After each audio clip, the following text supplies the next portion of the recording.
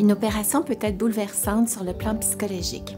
Par exemple, vous devez faire face à l'annonce de votre maladie, aux limites de votre corps et au risque de mourir. Vous pouvez aussi craindre de perdre votre autonomie. Chaque personne réagit différemment.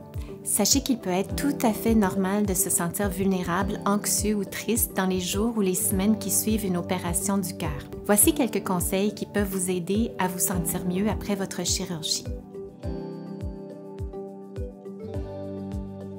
Permettez-vous de pleurer, d'exprimer vos émotions. Ces sensations et émotions sont tout à fait légitimes après l'expérience d'une opération. Soyez proactif et informez-vous le plus possible sur votre opération, votre traitement et sur la phase de convalescence. Avant et après l'opération, n'hésitez pas à préparer une liste de questions à poser à l'équipe de soins. Centrez-vous sur le moment présent.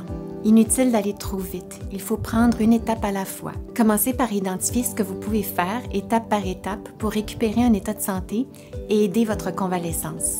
Restez bienveillant envers vous-même, ce n'est surtout pas un enjeu de performance. Lâcher prise et accepter ce que vous ne pouvez pas contrôler vous aidera à réduire votre anxiété.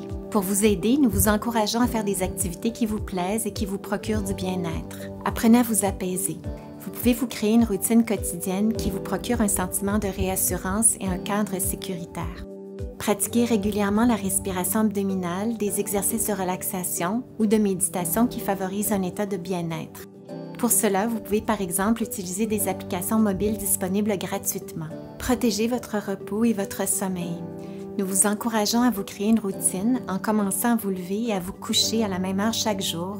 Le soir, avant le coucher, favorisez une routine calme, préparant votre corps au sommeil. Pour cela, réduisez le temps d'exposition devant les écrans lumineux au moins 1 heure avant le coucher. Pratiquez la respiration abdominale et des activités relaxantes comme la lecture et l'écoute de la musique. Durant la journée, restez actif selon les prescriptions de votre médecin. Exposez-vous à la lumière du jour le plus possible.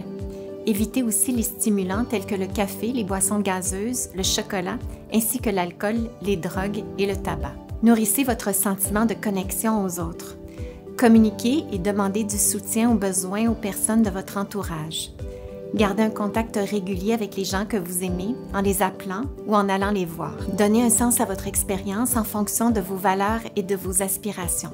Que pouvez-vous apprendre de cette expérience chirurgicale? Comment cette situation peut-elle vous faire grandir?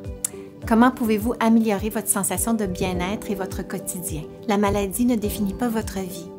Malgré votre vulnérabilité physique actuelle, n'oubliez pas que vous êtes toujours une personne digne avec des qualités et des valeurs. Les émotions de peur, d'anxiété et de tristesse que vous éprouvez en lien avec votre chirurgie devraient diminuer au fur et à mesure que vous apprivoisez ce qui vous est arrivé, que votre convalescence avance et que vous reprenez peu à peu votre vie quotidienne.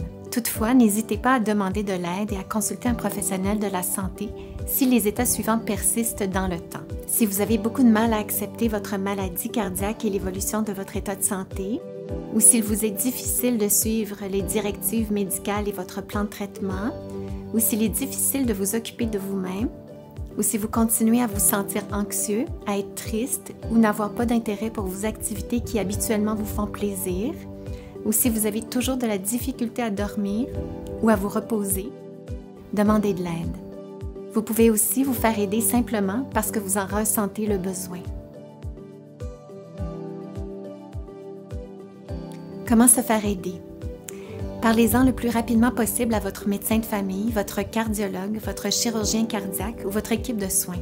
Ils peuvent vous envoyer au besoin vers des services spécialisés en santé mentale ou vous prescrire des médicaments comme des antidépresseurs ou des anxiolytiques. Si vous avez des idées suicidaires, il faut absolument agir immédiatement et demander rapidement de l'aide. Appelez la ligne québécoise de prévention du suicide 1-866-APPEL ou entrez en contact avec le centre de crise de votre secteur qui est ouvert 24 heures sur 24 et 7 jours sur 7. Vous pouvez aussi aller à l'urgence ou appeler le 911.